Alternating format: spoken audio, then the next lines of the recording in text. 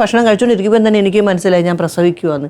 ഞാൻ ഇവളെയും പിടിച്ചോണ്ട് പോയി. എനിക്ക് പേടി ഇവള് ആരെങ്കിലും കട്ടുകൊണ്ട് പോകുന്നു. കാരണം അന്ന് കുഞ്ഞുങ്ങളെ കട്ടുകൊണ്ട് പോകല്ലേ. പ്രസവിച്ച സമയത്ത് ഹോസ്പിറ്റലിൽ പോലും ആരും നോക്കാനും കാണാനും ഇല്ലായിരുന്നു. ഞാൻ ഗവൺമെൻറ് ഹോസ്പിറ്റലിൽ ഞാനിങ്ങനെ ഇവളെയും കൈ പിടിച്ചോണ്ട് ഇവക്കും ചോറ് വാരി കൊടുത്ത് ഞാനും ചോറ് വാരി തന്ന് ഭിക്ഷയൊക്കെ എടുത്ത് കിട്ടിയ തുണ്ട് പൈസകളും കുറേ ആരൊക്കെ തന്നോ കുറേ കയ്യിൽ തുണികളും ഒക്കെ ആയിട്ട് ഇങ്ങനെ ഇരിക്കുക.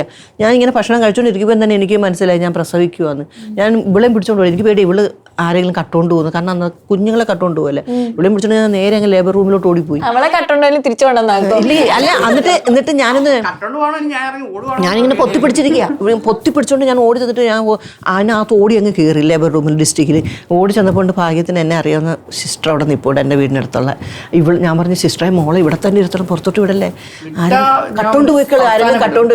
ഞാൻ പ്രസവിക്കുകയാണെങ്കിലും ഞാനിങ്ങനെ കണ്ണ് തുറന്ന് വെച്ചേക്കെ ബോധം പോവല്ലേ.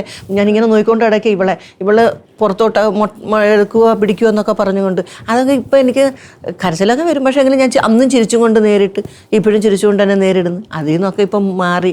ഇപ്പം എൻ്റെ മോൾക്ക് അതിനേക്കാളും വലിയ സൗഭാഗ്യങ്ങൾ കിട്ടി. എൻ്റെ മോളെ ഏറ്റവും നല്ല ഹോസ്പിറ്റലായ മെഡിസിറ്റിയിൽ എൻ്റെ മരുമോനല്ല മോനെന്നേ പറയാൻ പറ്റും. അവനെ മോനും ഇവരും ആയിരുന്നാലും ആരായിരുന്നാലും ആ ഹോസ്പിറ്റലിൽ കൊണ്ട് കാണിക്കുമ്പോഴൊക്കെ ഞാൻ എല്ലാ ദിവസവും രാത്രിയിൽ ഞാനിരുന്ന് ഭക്ഷണം മാറി കഴിക്കുമ്പോഴാണെങ്കിലും എപ്പോഴും എൻ്റെ വീട്ടിൽ എപ്പോഴും ഞാൻ എൻ്റെ കാര്യം എപ്പോഴും പറഞ്ഞുകൊണ്ടേ ഇരിക്കും ഇങ്ങനെ. കാരണം എന്താണെന്ന് പറയാം, മറക്കരുത്. അത് ഒരിക്കലും എനിക്കത് മറക്കാൻ പറ്റത്തില്ല.